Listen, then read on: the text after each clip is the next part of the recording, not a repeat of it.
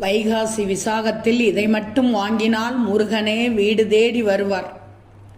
வைகாசி விசாகத் திருநாள் முருகப்பெருமானை வழிபடுவதற்குரிய மிக முக்கியமான நாள்.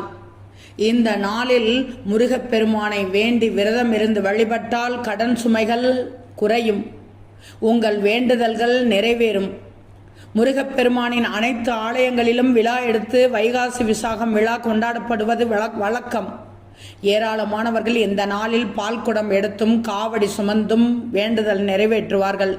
இந்த நாளில் முருகப்பெருமானுக்குரிய மந்திரங்களை சொல்லி வழிபட்டால் முருகப்பெருமானின் அருளை முழுவதுமாக பெற முடியும்.